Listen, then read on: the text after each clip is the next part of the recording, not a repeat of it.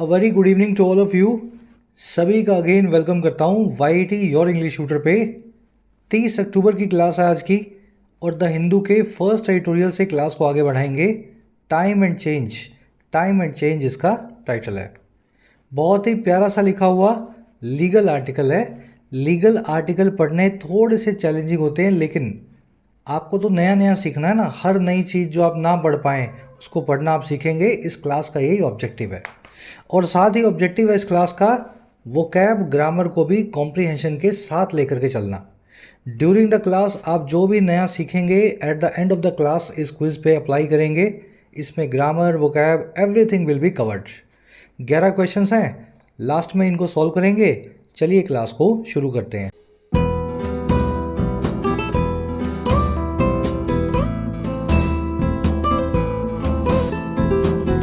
चलिए, कह रहा है जी टाइम एंड चेंज। चेंज यानी कि बदलाव, टाइम यानी कि वक्त। कहने का मतलब है वक्त के साथ बदलाव। और बात की जा रही है on the parliamentary standing committee on home affairs and new criminal laws. बात की जा रही है पार्लियामेंट की एक स्टैंडिंग कमेटी की। स्टैंडिंग कमेटी क्या होती है? जो स्टैंड करती है, खड़ी रहती है, जिसको बैठने की इजाज़त ना हो। यही मतलब हो ना स्टैंडिंग कमेटी का। देखिए, स्टैंडिंग कमेटी वो होती है जो टेम्परेरी हो, किसी एक इशू के लिए बनाई गई हो। जैसे ही वो मुद्दा ख़त्म, ये कमेटी भी ख़त्म। 4 इसमें रूलिंग पार्टी के मेंबर होंगे, 4 विपक्ष के नेता होंगे, 1-2 इधर उधर के होंगे। ऐसे करके एक जुगाड़ सी कमेटी बनाई जाती है, किसी इशू बेस्ड होती है। और जैसे इशू ख़त्म होगा, इस कमेटी का काम भी ख़त्म हो जाएगा। कह रहे जी बात हो रही है उस स्पेशल स्टैंडिंग कमेटी की, पार्लियामेंट की, जो काम कर रही है होम अफेयर्स का और नए क्रिमिनल लॉज का। भारत में क्रिमिनल लॉज को, जो अंग्रेज़ों के ज़माने से चले आ रहे थे 150-200 सालों से, उन लॉज को बदला जा रहा है। तो एक कमेटी बनाई गई है जो इन लॉज को स्क्रूटनी करेगी और एग्जामिन करके बताएगी कहीं नए वाले लॉज में कोई खामी तो नहीं है। अब आगे भी वही कह रहा है टाइटल पैराग्राफ में। कह रहा है panel should be given more time to study new criminal laws. कह रहे जो आपने पैनल सा ही बनाया है ना, ये जो स्टैंडिंग कमेटी बनाई है, कह रहे इसको दो और टाइम। बनाया है तो इसको पूरा वक्त दो कि ये स्टडी कर सके जो भी नए क्रिमिनल लॉज सरकार ने ड्राफ्ट किए हैं, कच्चे लॉज बनाए हैं। नए लॉज बना करके जल्दबाजी में उनको इम्प्लीमेंट मत करो। ये स्टैंडिंग कमेटी का काम है उनको एग्जामिन करना। आपकी जल्दबाजी की वजह से कहीं ऐसा ना हो कोई खराब कानून जो है हमारे लॉ सिस्टम के अंदर आ जाए। पूरा भरपूर टाइम जो है कमेटी को मिलना चाहिए। जब ये हाँ बोल दे, हरी झंडी दे दे, उसके बाद ही नए क्रिमिनल लॉज को आपको इम्प्लीमेंट करना है। सेंटेंसेस का मीनिंग निकालना एक तरफ, दूसरा जो मीनिंग क्या कहना चाहता है, उसका इंटेंशन क्या है, वो दूसरी तरफ। इसलिए कोशिश करते हैं आपको इंटेंशन भी समझाएं हर सेंटेंस के पीछे की क्या है। पैनल आपका सब्जेक्ट है ग्रीन कलर में। Should be given, should be given आपकी वर्ब है पिंक कलर में। वर्ब लिखी गई है पैसिव में, बी प्लस में वर्ब की थर्ड फॉर्म मॉडल वर्ब के साथ में। जब भी ऐसा कॉम्बो आपको दिखे, should be V3, could be V3, would be V3, might be V3, may be V3, है ना। तो जब भी ऐसा कॉम्बो आपको दिखता है, बी प्लस V3 इंडिकेट करता है पैसिव वॉइस को। चलिए अब जल्दी से आर्टिकल की वोकैब पे नज़र डालते हैं। सारे वोकैब वर्ड्स एक साथ देख लो, पढ़ते हुए आपको डिस्टर्बेंस नहीं हो। क्लास को एक शेयर देंगे, एक लाइक देंगे, चैनल को रीच मिलेगी। और टीचर की भी हौसला अफजाई होती है। ज़रूर से प्यार अपना जो है ना लाइक्स और शेयर्स की फॉर्म में क्लास को दिया करो। मॉक टेस्ट पासिस पे टेक्स्ट बुक की लोवेस्ट प्राइस एवर सेल जो है एक्टिव हो चुकी है। 1.5 साल पुराने प्राइस पे, आज से 1.5 साल पुराने प्राइस पे आपको मॉक टेस्ट पास दिया जा रहा है 224 रुपये में 1 साल का। प्रो वर्जन भी अवेलेबल है जिसमें आपको प्रीवियस ईयर पेपर्स मिल जाते हैं। उसकी कीमत है 269 रुपये। जो भी आपको मॉक टेस्ट पास चाहिए हो, कमेंट सेक्शन में लिंक रखा है। नॉर्मल पास आपको दिखाएगा 250 रुपये का। प्राइस काफ़ी कम है, लेकिन इस पर भी आपको एडिशनल डिस्काउंट ले लेना है कोड लगा करके YT10। इस कोड को लगाते ही प्राइस आपका 224 रुपये हो जाएगा। इसी तरीके से प्रो वाला पास आपको दिखाएगा 299 रुपये का, लेकिन जैसे ही कोड यूज़ करेंगे YT10, प्राइस जो आपका रिड्यूस होकर के हो जाएगा 269। कोड लगा करके फ़ायदा उठा सकते हैं सेल का। कमेंट सेक्शन में सेल का लिंक गिवन है। चलिए वोकैब शीट है अपनी आज की। 5 नहीं बल्कि आज 6 वर्ड्स हैं, जिनमें से 2 या 3 नए हैं। पहला जो वर्ड है ना, बहुत दिनों से आ रहा था और मैं सोच रहा था इसको ऐड कर दूं, पर्टेन। आज कर दिया हमने इसको ऐड वोकैब शीट में। पर्टेन का मतलब होता है रिलेट करना, किसी चीज़ से जुड़ा हुआ होना। रिलेट टू को ही एडवांस लैंग्वेज में अच्छी वोकैब में पर्टेन टू बोल देते हैं। The author's latest book pertains to या relates to the history of ancient civilisations. Author की जो लेटेस्ट बुक है, नई किताब है, वो रिलेट करती है इतिहास के साथ, हिस्ट्री के साथ, एंशंट सिविलाइजेशंस की, बहुत पुरानी सभ्यताओं की। चलिए, रिलेट टू और प्रिटेंड टू दोनों अपने पास में टू रखेंगे। ये टू फिक्स्ड है, फिक्स प्रेपोजिशन है। अब इसको विद लगा दोगे, बाय लगा दोगे तो सेंटेंस गलत हो जाएगा। ठीक है, जो फिक्स्ड है उसको फिक्स रहने देना है। परटेन से ही आप एडजेक्टिव फॉर्म बनाते हैं, परटेनिंग, रिलेट करने वाला या परटेन करने वाला। प्रेजेंट पार्टिसिपल इसको बोल सकते हैं। आज आप परटेन वर्ड आर्टिकल में देखेंगे। अगला वर्ड है जी कंसेंसस। देखो, कंसेंसस और यूनानिमिटी दोनों एक दूसरे के सिनोनिम्स हैं। यूनानिमिटी का मतलब है यूनो यानी कि एक, एनिमस यानी कि दिमाग या दिल। जब 5, 7, 10 लोग बैठे हैं और सबका दिल और दिमाग एक ही तरफ है, यानी सब लोग किसी बात पे सहमत हैं, तो उनके बीच की जो सहमति है ना, उसी को ही यूनानिमिटी या कंसेंसस बोलते हैं। ठीक है, यूनो और एनिमस से जोड़ के रखोगे तो ये सेंटेंस, ये जो वर्ड आपको याद रहेगा। यूनानिमिटी वर्ड आप आर्टिकल में देखेंगे। कंसेंसस इसका कॉमन सा सिनोनिम है, agreement between all stakeholders या पार्टीज, सहमति सभी के सभी लोगों के बीच। Even after 13 rounds of discussions, no consensus could be reached between India and China on the border issue. यहाँ तक कि 13 राउंड्स की डिस्कशंस के बाद कोई भी सहमति नहीं बन पाई है, कंसेंसस जो है रीच नहीं हो पाई है इंडिया और चाइना के बीच बॉर्डर के मामले पे। एक और वर्ड अपने पास, ओवरहोल। इसका मतलब होता है जी शुरुआती तरीके से किसी चीज़ को फिर से फॉर्म करना, रिस्टोर करना, बहाल करना, एकदम शुरुआती तरीके से। A radical overhaul of the tax system in India is necessary. एक बुनियादी ओवरहोल जो है, रेडिकल मतलब बुनियादी या फंडामेंटल, ओवरहोल का मतलब होता है रिकंस्ट्रक्शन, किसी चीज़ का फिर से बनाया जाना। एक फंडामेंटल या बुनियादी जो रिकंस्ट्रक्शन है भारत में टैक्स सिस्टम का, वो बड़ा ज़रूरी है, इज़ नेसेसरी। ये वर्ड आर्टिकल में आप देखेंगे। रेनोवेशन इसका कॉमन सा सिनोनिम है। मान लीजिए आपका घर है टूटा फूटा, एक दिन आपने जेसीबी बुलवाई, सारा घर तोड़ दिया खाली करके, और फिर आपने नई इमारत खड़ी की। या फिर उसी घर के अंदर आपने मेजर रिपेयरिंग की, 2 कमरों की जगह 4 कर दिए, कहीं पे छत बना दी, तो आप बोलेंगे कि घर का ओवरहोल हो गया है, नए तरीके से पुनर्निर्माण हो गया है ना। ऐसे इस वर्ड को आप कनेक्ट कर सकते हैं रूटीन लाइफ में। चलिए, अगली फ्रेजल वर्ब है ब्रिंग अबाउट। सबको आनी चाहिए, बहुत बार हो चुकी है फ्रेजल वर्ब। ब्रिंग अबाउट का मतलब होता है किसी नई चीज़ को पैदा करके इंट्रोड्यूस करना। इंट्रोड्यूस नहीं करना, इंट्रोड्यूस करना तो ब्रिंग इन होता है। भाई कोई चीज़ थी, आप उसको ब्रिंग इन कर रहे हैं।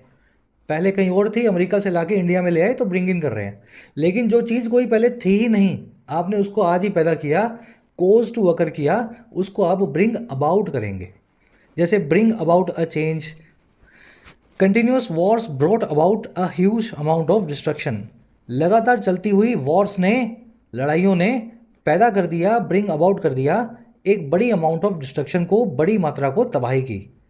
समझ में आ रहा है ना सब कुछ? ब्रिंग अबाउट और ब्रिंग इन में क्या फ़र्क है? फिर कहीं पूछ लूँगा मैं, ब्रिंग इन मतलब सर जो चीज़ पहले से कहीं और थी उसको उठा के ले आए। ब्रिंग अबाउट मतलब कहीं नहीं थी, हमने ही बनाया और हम ही उसको लेकर के आ रहे हैं। जर्मिनेट और एनजेंडर ब्रिंग अबाउट के 2 सिनोनिम्स हैं अच्छे वाले। ब्रीड, स्पॉन, जनरेट, प्रोड्यूस, सभी इसके सिनोनिम्स हैं। You will see the word in the article today. चलिए, एक वर्ब है बहुत अच्छी, डेफर। डिफर का मतलब होता है किसी चीज़ को आगे के लिए पोस्टपोन कर देना, पुट ऑफ कर देना। पुट ऑफ समझते हो ना, पुट प्लस में ओ डबल एफ या होल्ड प्लस में ओ डबल एफ। किसी काम की तारीख थी 10 अक्टूबर, आपने कर दिया 15 अक्टूबर उसको, तो ये आपने डिफ़र किया है, उसको आगे बढ़ाया है। डिफ़र एक वर्ब है। डिफ़रमेंट इसकी नाउन फॉर्म है, पोस्टपोनमेंट के लिए, है ना। वर्ब और नाउन में डिफरेंस करना सीखो, वर्ब, नाउन, एडजेक्टिव। सुंदर जो है एक एडजेक्टिव है, सुंदरता जो है एक नाउन है।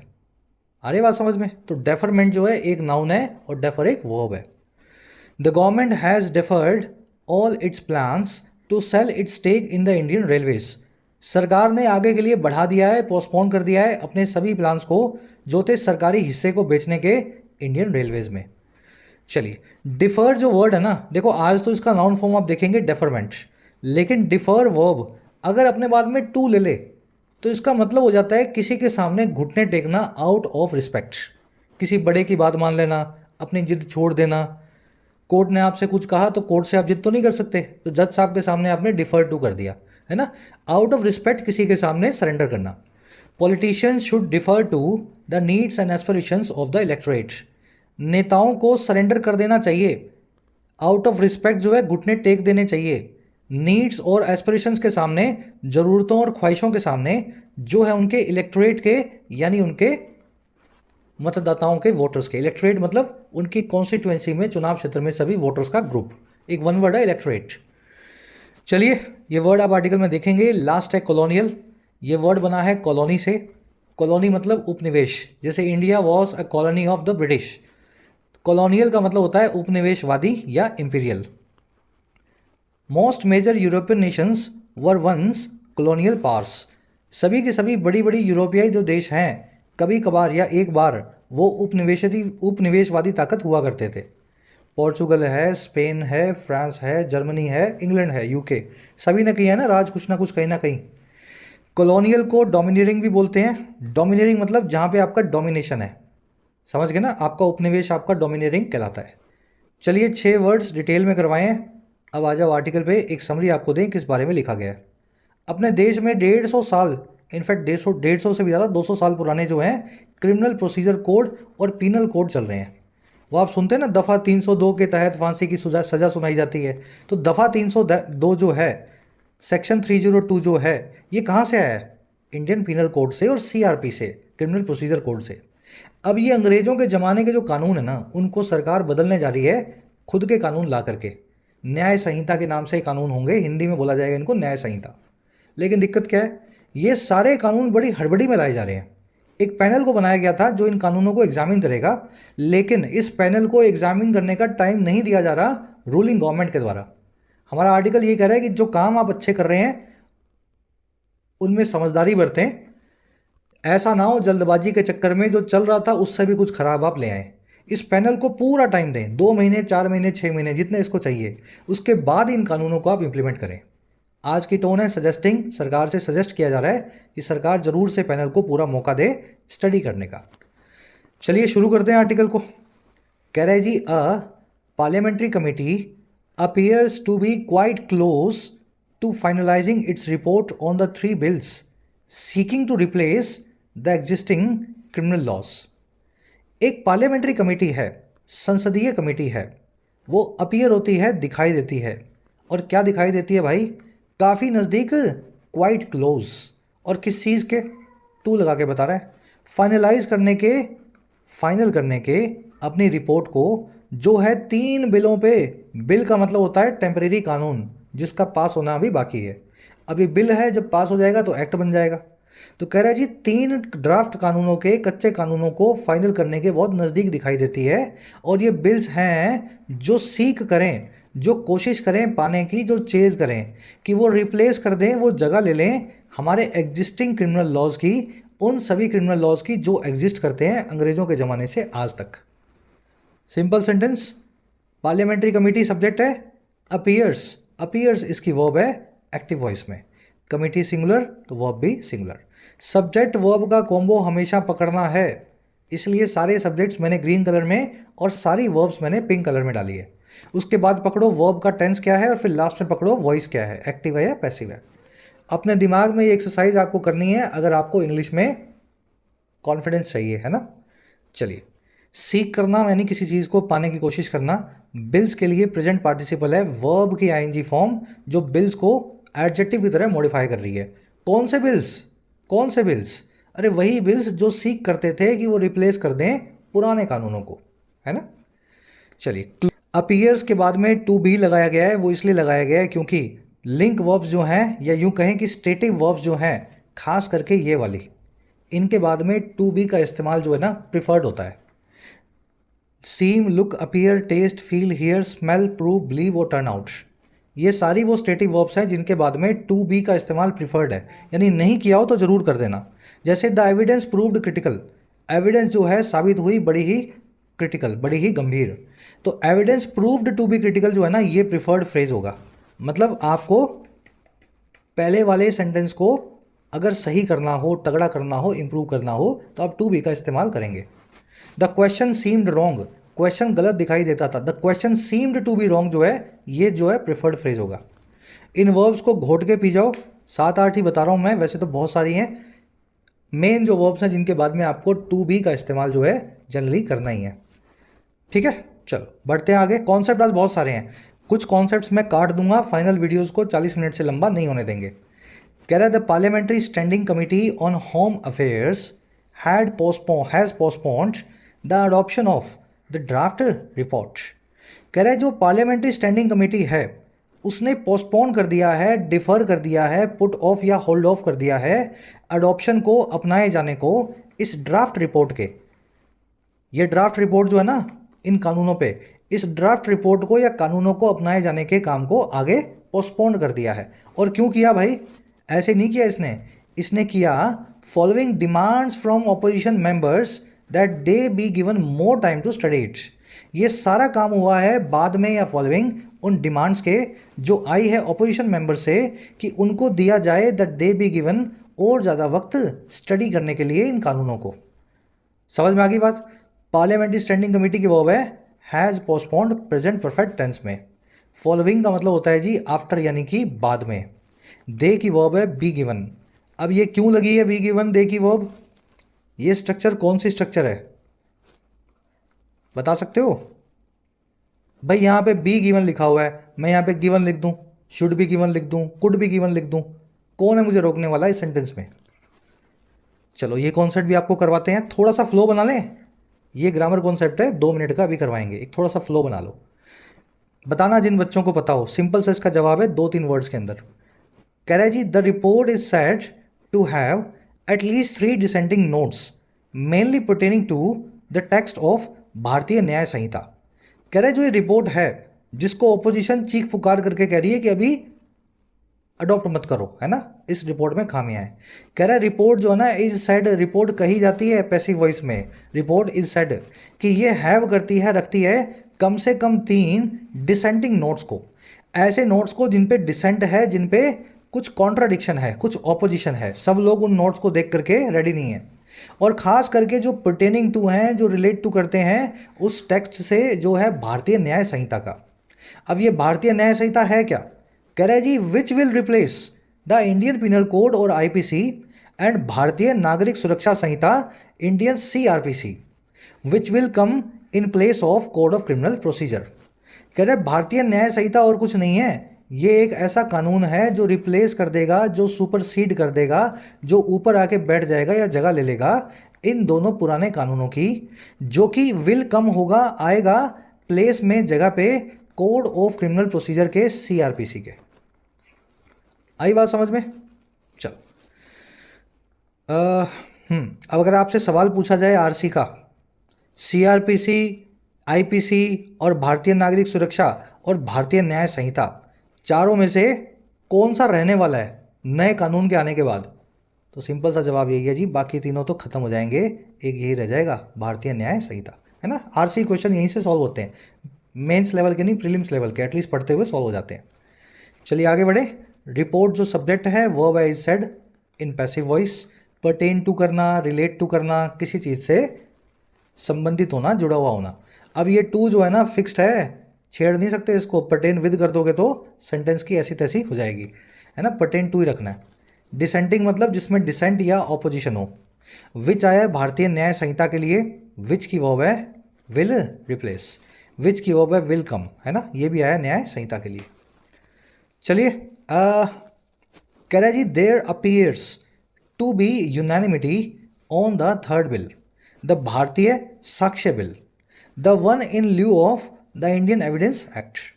कह रहा है जी दिखाई देती है देयर अपीयर्स, थोड़ी सी यूनानिमिटी, थोड़ी सी सहमति। यूनानिमिटी याद है ना, कंसेंसस, यूनो प्लस में एनिमस, है ना, आम सहमति।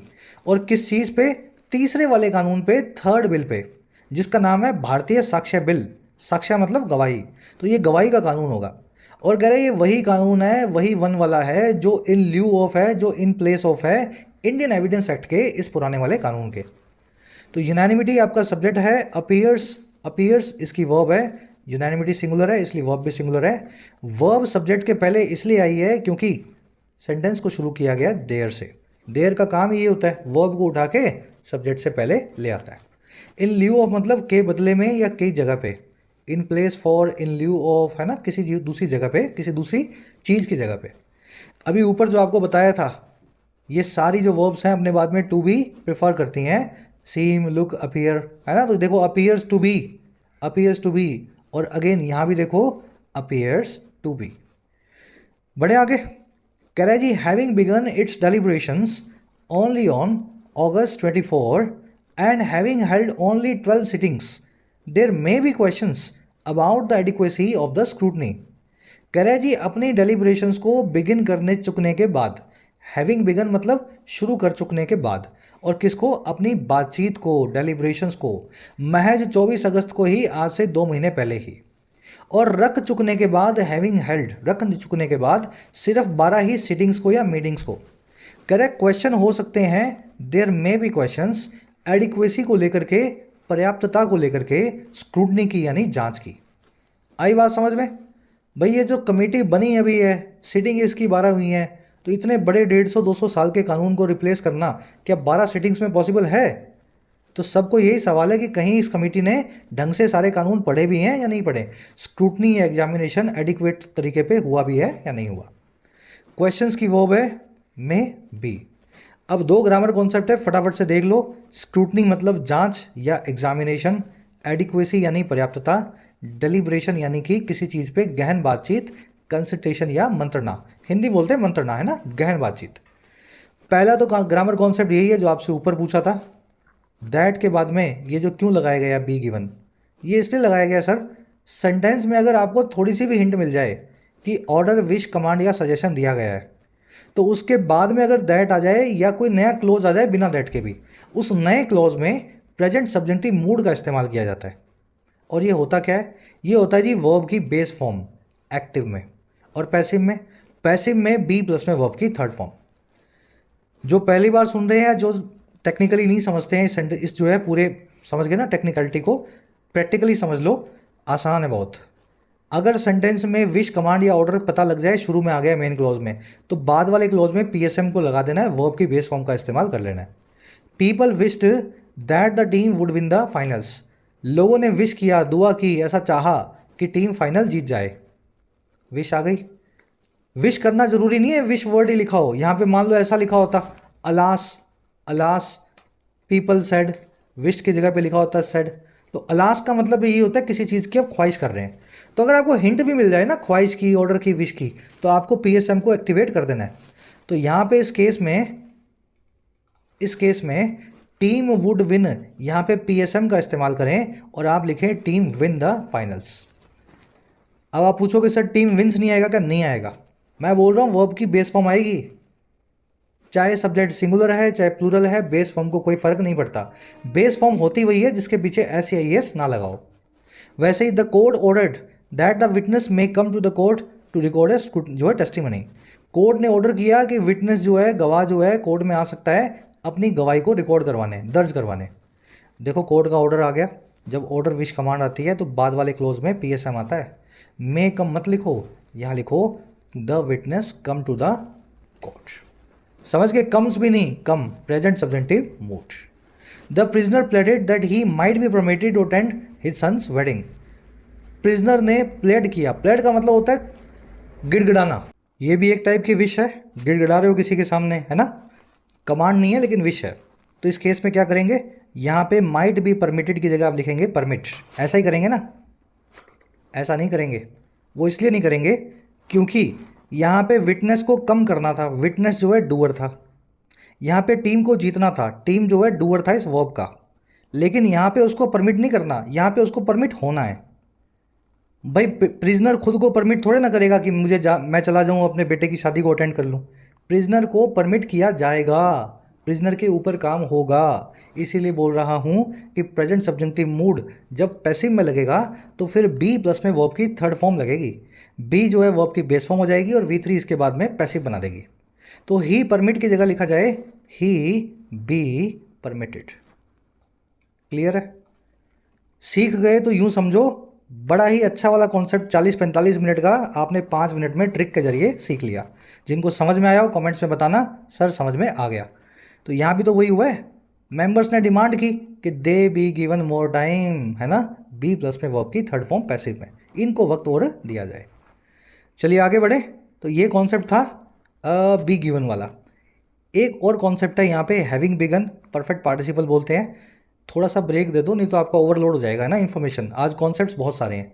ये पैराग्राफ मैं पूरा करूँगा, फिर इस कॉन्सेप्ट को, लास्ट है कॉन्सेप्ट, इसके बाद अपने को सिर्फ पढ़ना है, ठीक है। कह रहे जी, the whole point of introducing these new criminal codes was to bring about a major overhaul of a body of law deem to be too colonial in orientation. कह रहे पूरा पॉइंट जो है, मुद्दा जो है लाने का इन सारे नए क्रिमिनल कोड्स को, नए सारे कानूनों को, कह रहा है वो था कि आप ब्रिंग अबाउट करें, आप कोज करें, पैदा करें एक बड़ी सी रिपेयर को या ओवरहॉल को, रिकंस्ट्रक्शन को, जो है हमारे बॉडी ऑफ लॉ की, सभी कानूनों के ग्रुप की। और वो बॉडी ऑफ लॉ है जो डीम्ड है, जो कंसीडर्ड है, जो माना जाता है कि वो बहुत ज़्यादा उपनिवेशवादी है, कॉलोनियल है, इंपीरियलिस्टिक है अपनी ओरिएंटेशन में, अपने रुझान में या नेचर में। तो इसीलिए कानून ला रहे हैं हम कि पुराने वाले कानून जो हैं आज भी हमें यही फीलिंग देते हैं कि अंग्रेज़ों के बनाए हुए थे, हम तो खाली कॉपी पेस्ट करके यूज़ कर रहे हैं। द होल पॉइंट जो है ये सब्जेक्ट होगा, इसकी वर्ब है वॉज। ब्रिंग अबाउट करना, किसी चीज़ को एनजेंडर करना, जर्मिनेट करना, प्रोड्यूस करना, है ना, किसी चीज़ को पैदा करके लेकर के आना। ओवरहोल का मतलब होता है जी नवीनीकरण, एकदम सिरे से किसी चीज़ का रिकंस्ट्रक्शन या रिवैम्प बोल सकते हैं इसको ना, रेस्टोरेशन बोल सकते हैं। डीम्ड यहाँ पे लॉ के लिए या बॉडी ऑफ लॉ के लिए एक एडजेक्टिव है, पास्ट पार्टिसिपल। वो बॉडी ऑफ लॉ, वो कानूनों का ग्रुप जो हमारे देश में है, जो कि डीम्ड है, कंसीडर्ड है, माना जाता है कॉलोनियल। कॉलोनियल मतलब आप समझ गए, उपनिवेशवादी। और आगे बढ़ो, कह रहे जी any meaningful study of these bills ought to have involved wide consultations among stakeholders across the country। कह रहे कोई भी मीनिंगफुल स्टडी जो है इन सभी कानूनों की, कोई भी सार्थक सा जो एग्जामिनेशन है, स्क्रूटनी है इन कानूनों की, उसको इन्वॉल्व करना ही चाहिए था। ought to have involved, ought to का मतलब है चाहिए, have involved मतलब इन्वॉल्व करना चाहिए था, है ना, पास्ट में। और किसको?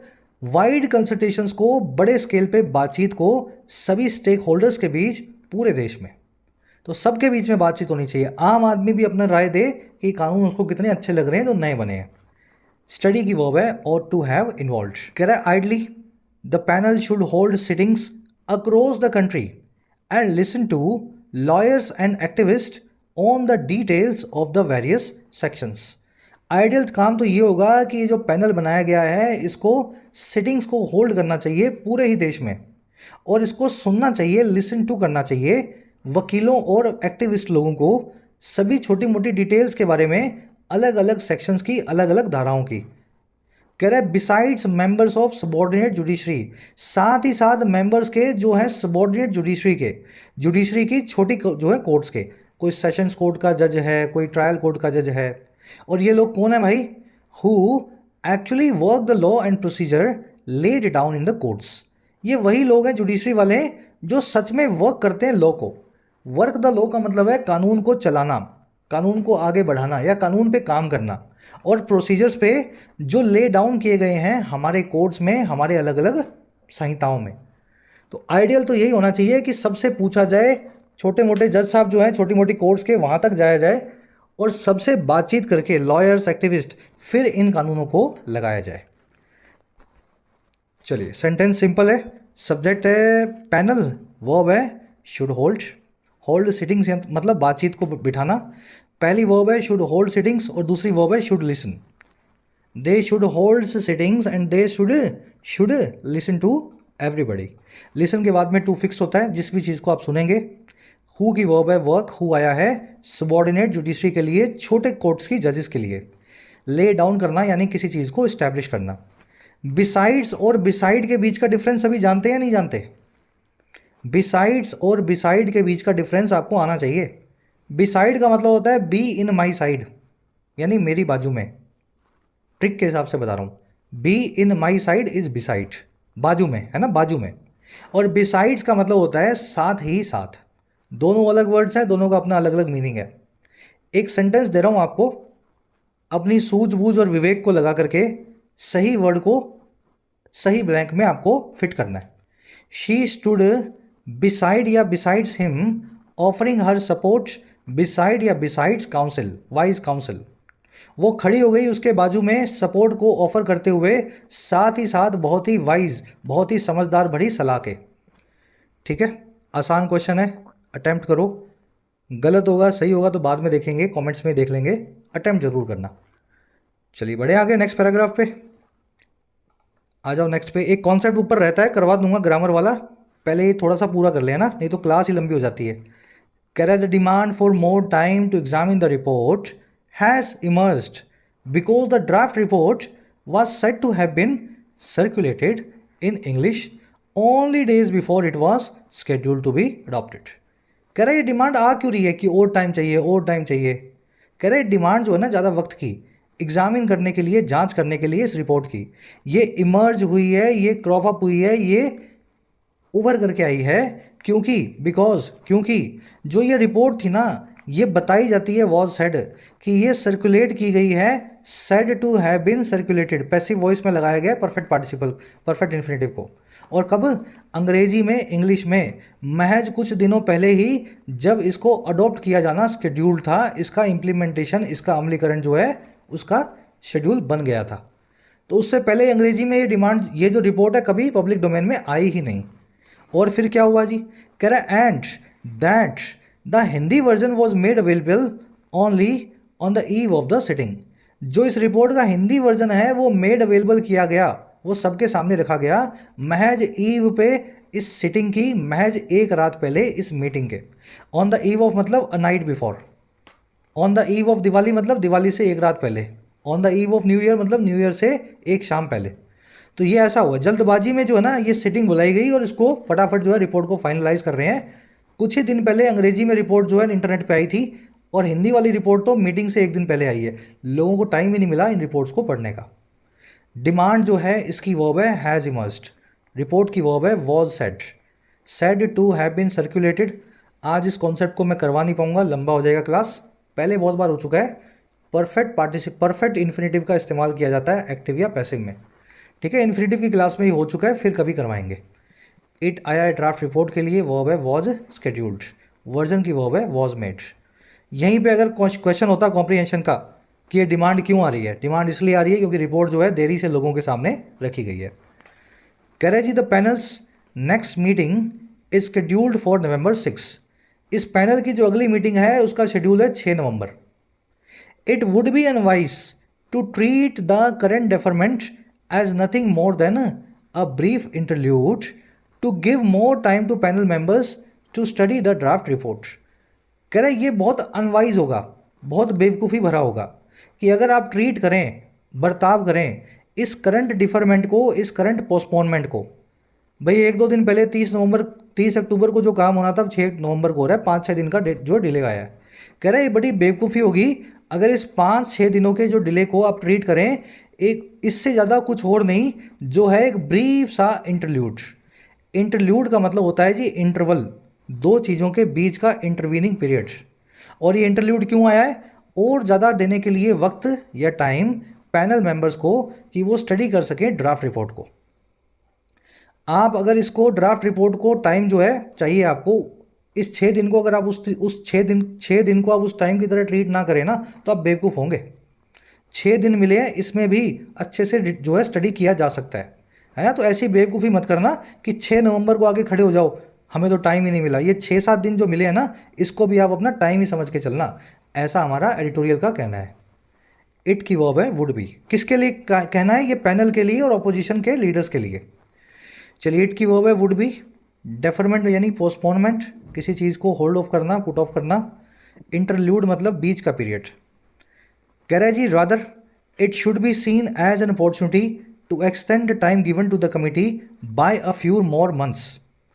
कह रहा है जी बजाय इसके, इसको देखा जाना चाहिए एक अपॉर्चुनिटी के तौर पे, एक मौके के तौर पे कि आप एक्सटेंड करवाएं दिए गए टाइम को कमिटी के द्वारा कुछ और महीने से। इस टाइम का भी यूज़ करें और साथ में जब 6 नवंबर को आप जाएं तो और कुछ महीने की मोहलत और ज़्यादा मांगे। जितना टाइम मिल रहा है उतना टाइम इसको स्टडी करने पे डेडिकेट करें। इट की वर्ब है शुड बी सीन। और आगे बढ़ो, पैसिव वॉइस में शुड बी सीन। कह रहे the government seems to be keen on getting the bills introduced in parliament and passed during the winter session. कह रहे हैं हमारी सरकार जो है सीम्स होती है, दिखाई देती है, टू बी कीन, कीन होती हुई। कीन का मतलब होता है उत्सुक या उतारू, किसी काम को करने के लिए 100% तैयार।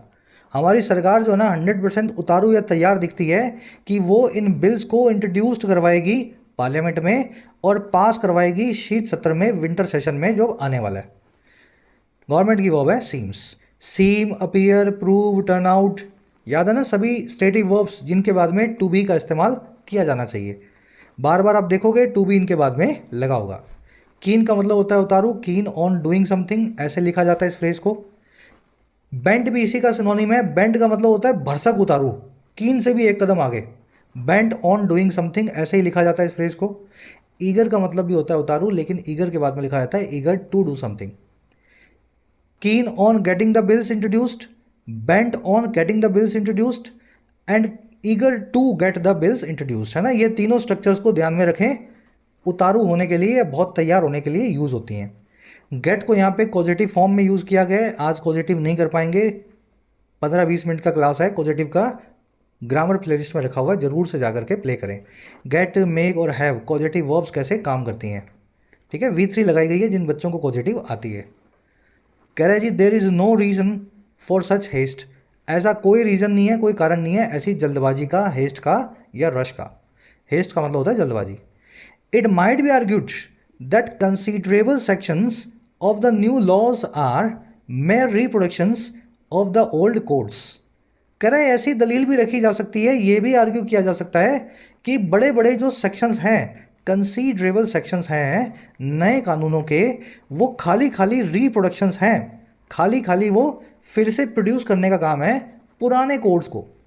And that one study by the standing committee may be enough before they are introduce in the legislature. और खाली एक ही स्टडी अगर स्टैंडिंग कमेटी ढंग से कर ले वो काफ़ी हो सकती है इससे पहले कि वो इंट्रोड्यूस किए जाएं लेजिस्लेचर में, पार्लियामेंट में। तो ज़रूरी नहीं है बार बार पढ़ना है, हमें पता है आपने कुछ नया नहीं बनाया होगा इन कानूनों में, पुराने कानूनों की भाषा को थोड़ा बहुत ऊंच नीच करके आपने लिखा होगा, रिप्रोड्यूस ही किया होगा अंग्रेजों के जो कानून थे उन्हीं को, बस नाम दे दिया, देसी नाम दे दिया उनको, है ना। तो कह रहा है ये आर्गुमेंट भी रखा जा सकता है कि कुछ नया तो आपने किया नहीं है, और अगर सच में ऐसा है तो कम से कम एक रीडिंग हो जाए और वही काफ़ी हो जाएगी, इससे पहले कि ये पार्लियामेंट में रखे जा सकें। इट की वर्ब है माइट बी आर्ग्यूड, सेक्शंस की वर्ब है आर, मेयर का मतलब है ओनली, रिप्रोडक्शन मतलब किसी चीज़ को ही रिप्रोड्यूस करना, दूसरे शब्दों में फिर से लिख देना। स्टडी की वर्ब है मे बी, दे आया कानूनों के लिए, इन सारे एक्ट्स या बिल्स के लिए, दे की वर्ब है आर इंट्रोड्यूस्ड। बहुत ही बैलेंस्ड आर्टिकल है, दोनों तरफ की आपको व्यू बता रहा है ना। ऑपोजिशन क्या कहेगी और सत्ता पक्ष क्या कहेगा, दोनों की बातों के आर्गुमेंट्स आपके सामने रख रहा है। कह रहा है जी however there are areas that may require deeper scrutiny. कह रहा है लेकिन इस आर्गुमेंट के बाद में एक आर्गुमेंट ये आएगी कि कई ऐसे एरियाज होंगे, जरूर होंगे, जिनको ज़रूरत हो गहरी जांच की। अब कैसे areas? For instance the scope for misuse if any in the new definitions.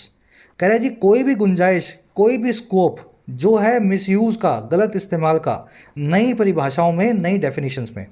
ये भी तो हो सकता है ना कोई नई डेफिनेशन आपने दी हो, आपने राजद्रोह की नई डेफिनेशन दी है और इसको मिसयूज़ करने लगे कोई। तो ये सब डीपर स्क्रूटनी के पॉइंट्स हैं जिन पे टाइम लगना ही चाहिए, चाहे पुराना कानून ही नए तरीके से लिखा हो, लेकिन कुछ तो चेंज होगा। फिर क्या दूसरा क्या बताया इसने एग्जाम्पल? कह रहा है दूसरा example the desirability of introducing new offences such as hate speech. जो डिज़ायरेबिलिटी है, जो ख्वाहिश है या जो सूटेबिलिटी है इंट्रोड्यूस करने की नए कानूनों को, जैसे कि हेट स्पीच। हेट स्पीच का कोई भी ऑफेंस पहले नहीं हुआ करता था, अब नया ऑफेंस हो सकता है। तो ये कितना डिज़ायरेबल है, कितना सही है, कितना गलत है। And whether there is further scope for procedure reform in the criminal justice system. और तीसरी चीज़ ये, हाँ या ना, कि कोई और स्कोप तो नहीं है, कोई और गुंजाइश तो नहीं है कि आप कोई प्रोसीजरल रिफॉर्म कर दें, आप प्रक्रिया में, प्रोसीजर में कोई सुधार ले आएँ हमारी क्रिमिनल जस्टिस सिस्टम की। तो ये तीनों चीज़ों की डीपर स्क्रूटनी हमें चाहिए। कोई परिभाषा ऐसी ना हो जिसकी वजह से मिसयूज़ होने लगे, लॉयर फ़ायदा उठाएं उसका। हेट स्पीच का कानून लाना या नहीं लाना, इस चीज़ पे भी गहन विचार होना चाहिए, कहीं हर स्पीच को आप हेट स्पीच ना बना दें। और कोई स्कोप ऐसा रह ना जाए जो रिफॉर्म का हो, जो अभी आप देख सकते हो लेकिन जल्दबाजी में छोड़ दें। तो ये सब चीज़ों को डीपर स्क्रूटनी की ज़रूरत है। एरियाज़ की वर्ब है आर, दैट की वर्ब है मे रिक्वायर, दैट आया ऑफ कोर्स, दैट आया एरियाज़ के लिए। स्कोप की वर्ब है इज़, देयर की वजह से इज़ को स्कोप से पहले रखा गया है। स्कोप का मतलब होता है गुंजाइश या, है ना। रिफॉर्म का मतलब होता है सुधार, रेमिडिएशन, किसी चीज़ के अंदर अमेंडमेंट। चलिए रैपअप करेंगे सेशन को। अब जो आर्टिकल के अंदर जो कॉन्सेप्ट था वो रह गया था, फटाफट देख लो। हैविंग बिगन यहाँ पे क्यों लिखा गया है? कॉन्सेप्ट आपको आना चाहिए। अगर अभी तक ग्रामर सीरीज फिनिश नहीं की है, सब कुछ यहाँ से नहीं हो जाएगा, मिरेकल नहीं कर दूंगा मैं। आधे घंटे की क्लास होती है, कितना कुछ समझाया जा सकता है यहाँ। बेसिकली अपना जो बेसिक्स वाला पोर्शन है ग्रामर से सीरीज से पूरा करो, यहाँ किया करो प्रैक्टिस। हैविंग प्लस में वर्ब की थर्ड फॉर्म अगर आ जाए, हैव नहीं, फिर बोल रहा हूँ हैविंग, हैविंग, और वर्ब की थर्ड फॉर्म आ जाए तो ये बताता है फिनिश्ड एक्शन को। और एक्शन किसके द्वारा किया गएगा? सब्जेक्ट के द्वारा, जो सेंटेंस का मेन सब्जेक्ट है, या फिर जिस नाउन के बाजू में हैविंग V3 आ रहा है उसके द्वारा। समझ गए? लेकिन ये होगा एक्टिव में। अगर पैसिव में करवाना है, सेंटेंस का जो सब्जेक्ट है या जो नाउन है जिसके बाजू में हैविंग V3 आ रहा है उसके ऊपर काम हुआ है, उसने काम फिनिश नहीं किया, उसके द्वारा वो काम फिनिश किया गया है, तो उस केस में हैविंग बिन और V3 पैसिव फॉर्म में लगाया जाएगा। बहुत आसान है, हैविंग V3 लगाना है एक्टिव में, बिन बीच में लगेगा तो पैसिव बन जाएगा। हैव के बाद बिन आपको पता है पैसिव में वैसे भी लगाया जाता है। Having worked for 50 years the old man retired and went on a world tour. 50 साल काम करने के बाद ओल्ड मैन रिटायर कर गया और एक वर्ल्ड टूर पे निकल गया। देखो ओल्ड मैन सब्जेक्ट था, उसी ने 50 साल काम किया। हैविंग वर्क जो है इसी के काम को बता रहा है एक्टिव फॉर्म में। 50 साल काम कर चुकने के बाद वो जो है रिटायर किया। समझ गए? स्ट्रक्चर का मीनिंग आपको समझ में आना चाहिए ना, स्ट्रक्चर समझो। फिर देखो, the man was sent to jail having convicted of murder. Murder के लिए कन्विक्ट हो जाने के बाद, मर्डर का आरोपी सिद्ध हो जाने के बाद, कन्विक्ट होना यानी आरोपी सिद्ध होना, प्रूव होना, वो आदमी जो है जेल में भेजा गया। सेंटेंस गलत है। देखो हैविंग कन्विक्टेड मतलब कन्विक्ट करने के बाद। इसका मतलब तो ये निकला कि चोर जो था या खूनी जो था उसने जज साहब को प्रूव कर दिया कि आपने मर्डर किया है। भाई साहब जेल जो है ना, चोर गया है, या ये जो मैन जो है ना अक्यूज्ड, जो मुजरिम है वो गया है, उसको कॉन्विक्ट किया गया पैसिव वॉइस में। इस खूनी ने जज साहब को कॉन्विक्ट नहीं कर दिया।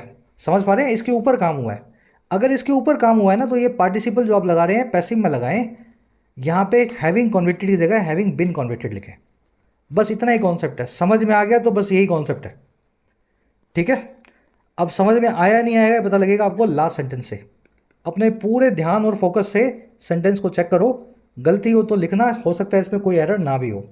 Having been refuse to settle its डेब्ट the company was declared bankrupt.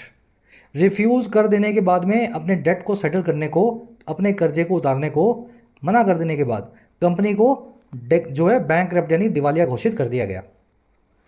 Comments में डालो हैविंग बिन रिफ्यूज्ड क्या ये सही है, और अगर गलत है तो उसको सही कैसे किया जाए। चलिए अब क्विज पे चलते हैं। आज बहुत हैवी वोकैब, बहुत हैवी ग्रामर थी। कोशिश करेंगे 40-42 मिनट में जितना डाल सकें आपको इसमें वीडियो में मिलेगा। फटाफट से देख लो क्वेश्चंस। पैसेज के हिसाब से मेन गोल क्या था नए कोड्स को लाने का? लेजिस्लेटिव प्रोसेस को स्पीड अप करना, कानून या इंसाफ देने की प्रक्रिया को तेज करना, कॉलोनियल पावर्स को अपीज करना, उपनिवेशवादी ताकतों को खुश करना, लॉयर्स और एक्टिविस्ट से कंसल्ट करना, या फिर पुनर्निर्माण करना, रिकंस्ट्रक्शन करना उपनिवेशवादी लॉज का, या फिर पावर को रिस्ट्रिक्ट करना, शक्तियों को कम करना छोटे जजेस की, सबऑर्डिनेट जुडिशरी की। बड़ा ही सीधा सा क्वेश्चन है और सीधा सा आंसर है। थोड़ा सा दिमाग लगा लो। फर्स्ट कमेंट में मैंने आंसर डाल दिया है, वहाँ से मैच कर लेना। सेकंड में आपसे पूछ रहा है जी सेंट्रल थीम क्या है या प्राइमरी फोकस क्या है इस आर्टिकल का। मैं देखो हिंदी में बताऊंगा तो आंसर निकल आएगा। सारा सब चैलेंज आपका यही है कि आप इसकी हिंदी कर पाते हैं नहीं कर पाते। मेंस लेवल का क्वेश्चन है, अटेम्प्ट जरूर से देना। आंसर को फर्स्ट कमेंट में डाल दिया है, बिल्कुल सीधा सा आंसर है। जिसने मीनिंग निकाल लिया पांचों का उसका आंसर निकल आएगा। तीसरे, चौथे, पाँचवें, छठवें, सातवें में कॉलम्स को मैच करना है। जैसे यूनैनिमिटी का मीनिंग हो सकता है सेंस कंसेंसस, पुट ऑफ का मतलब हो सकता है पोस्टपोन। एग्जाम्पल दे रहा हूँ मैं आपको। तो सही तरीके से आपको ऐड करना है, मीनिंग्स को आपस में एक दूसरे के साथ कनेक्ट करना है। ये खुद से करेंगे आप। 5 क्वेश्चन हैं वोकैब के, पांचों के मीनिंग आपको आते हैं। 8वें 9वें 10वें में 3 एरर्स हैं। पहली एरर मिलेगी बेंट के पास, दूसरी मिलेगी टीम की वजह से और तीसरी मिलेगी आर्टिफैक्ट्स के आसपास। हिंट दे रहा हूँ खाली, एरर्स को ढूंढो। सही आंसर जो है, सही एरर्स को सही करके मैंने फर्स्ट कमेंट में वीडियो के नीचे डाल दिया है। कमेंट सेक्शन में जाओ, वीडियो के नीचे रखा है आंसर। 11वें के अंदर आपको अप्रोप्रिएट मूड को ट्रिगर करवाना है सेंटेंस में। मूड आपको करवा चुके हैं आज की क्लास में। पीएसएम क्या होता है, पास्ट सब्जेक्टिव मूड पहले आया हुआ है, तो चेक करो कौन सा मूड लगेगा और उसको ट्रिगर करा के सेंटेंस को इंप्रूव करना है। इंप्रूवमेंट का क्वेश्चन है ये। आउट ऑफ 11 कितने मार्क्स मिले जरूर से बताना, कमेंट सेक्शन से आंसर है वहाँ से चेक कर लेना। एक लाइक और एक शेयर क्लास को देना जरूर से। अंटिल देन मुलाकात लेंगे कल आपसे।